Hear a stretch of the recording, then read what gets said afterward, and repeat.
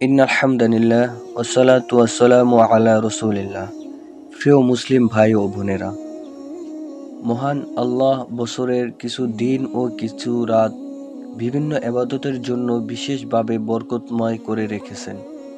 বরকতময় এই মাসগুলোতে সামান্য মেহনত ও প্রচেষ্টার ফলে বিশাল প্রতিদানের অধিকারী হওয়া যায়, যা অন্য সময়ে অধিক মেহনত করেও অর্জন করা সম্ভব নয়।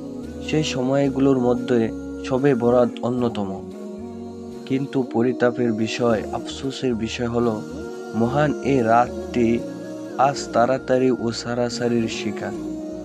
কিছু ভাই এই রাতে ফজিলতকে অস্বীকার করছে এবং তারা বলছে শবে বরাতের ফজিলত কোনো নির্ভরযোগ্য হাদিস দ্বারা প্রমাণিত নয়। অপরদিকে কিছু ভাই এ রাতে ইবাদতের ক্ষেত্রে এমন কিছু মন গড়া পদ্ধতি ও কর্মসূচি পালন করছে যা শরীয়ত পরিপন্থী। তাই শবে বরাত সম্পর্কে আমরা কিছু হাদিস উল্লেখ করব। হযরত মুআজ ইবনে জাবাল রাদিয়াল্লাহু তাআলা আনহু থেকে বর্ণিত, রাসূলুল্লাহ সাল্লাল্লাহু আলাইহি সাল্লাম ইরশাদ করেন, আল্লাহ তাআলা অর্ধ শাবানের রাতে অর্থাৎ শবে বরাতে তার সৃষ্টির প্রতি মনোযোগী হন এবং মুশরিক ও বিদ্বেষ পোষণকারী ব্যক্তি ছাড়া সবাইকে ক্ষমা করে দেন। সহিহ ইবনে হিব্বান, হাদিস নম্বর 5665। অন্য এক হাদিসে হযরত আলী রাদিয়াল্লাহু তাআলা আনহু থেকে বর্ণিত, রাসূলুল্লাহ সাল্লাল্লাহু আলাইহি সাল্লাম ইরশাদ করেন, অর্ধ শাবানের রাত অর্থাৎ শাবানের 14 তারিখ দিবাগত রাত যখন আসে, তখন তোমরা এ রাতটি ইবাদত বন্দেগীতে কাটাও এবং দিনের বেলায় রোজা রাখো।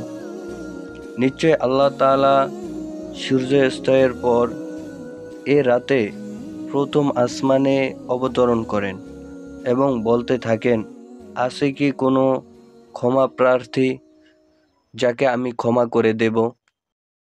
আছে কি কোনো রিজিক প্রার্থী, আমি তাকে রিজিক দেব? আছে কি কোনো বিপদগ্রস্ত, আমি তাকে বিপদ মুক্তি করে দেব?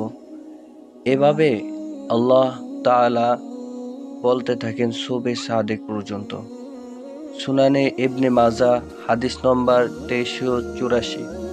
অন্য এক হাদিসে হযরত আলা ইবনুল হারিস রাদিয়াল্লাহু তাআলা আনহু থেকে বর্ণিত, উম্মুল মুমিনিন হযরত আয়েশা রাদিয়াল্লাহু তাআলা আনহা বলেন, একবার রাসূলুল্লাহ সাল্লাল্লাহু আলাইহি সাল্লাম রাতে নামাজে দাঁড়ালেন এবং এত দীর্ঘ সিজদা করলেন যে আমার আশঙ্কা হলো তার হয়তো ইন্তেকাল হয়ে গেছে। আমি তখন উঠে তার বৃদ্ধাঙ্গুলি নাড়া দিলাম। তার বৃদ্ধ আঙ্গুলি নড়ল। তখন তিনি সিজদা থেকে উঠলেন এবং নামাজ শেষ করে বললেন, হে আয়েশা, তোমার কি এই আশঙ্কা হয়েছে যে আল্লাহর রাসূল তোমার হক নষ্ট করবেন? আমি উত্তরে বললাম, না ইয়া রাসূলুল্লাহ, আমার আশঙ্কা হয়েছে আপনি ইন্তেকাল করেছেন কিনা। নবী করিম সাল্লাল্লাহু আলাইহি সাল্লাম জিজ্ঞাসা করলেন, তুমি কি জানো এটা কোন রাত? আমি বললাম, আল্লাহ ও তার রাসূলই ভালো জানেন। এটা হলো অর্ধ শাবানের রাত, শাবানের 14 তারিখ দিবাগত রাত। আল্লাহ তাআলা অর্ধ শাবানের রাতে তার বান্দাদের প্রতি মনোযোগ দেন, ক্ষমা প্রার্থনাকারীদের ক্ষমা করেন এবং অনুগ্রহ প্রার্থীদের প্রতি অনুগ্রহ করেন, আর বিদ্বেষ পোষণকারীদের প্রতি ক্ষমা ও অনুগ্রহকে পিছিয়ে দেন। ইমাম বাইহাকি রহমাতুল্লাহ আলাইহি এর সনদের ব্যাপারে বলেন, হাদিসটি মুরসাল, তার সনদ উৎকৃষ্ট। শুআইবুল ঈমান 3 নম্বর খণ্ড 362 নম্বর পৃষ্ঠা।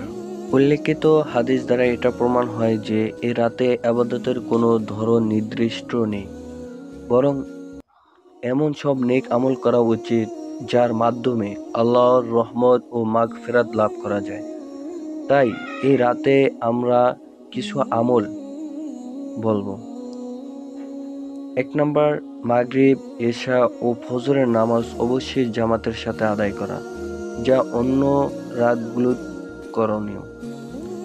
নাম্বার 2, নফল নামাজ পড়া। তবে এই ক্ষেত্রে অনিবার্যযোগ্য কিছু বই পুস্তকে নফল ইবাদতের বিভিন্ন নিয়মের কথা লেখা আছে, যেমন এত রাকাত পড়তে হবে, প্রতি রাকাতে এই সূরা একবার পড়তে হবে। অথচ সহিহ হাদিসে শবে বরাত, শবে কদর বা অন্য কোনো ফজিলতপূর্ণ রাতে বিশেষ পদ্ধতিতে কোনো নামাজের প্রমাণ নেই। নাম্বার 3, তওবা করা।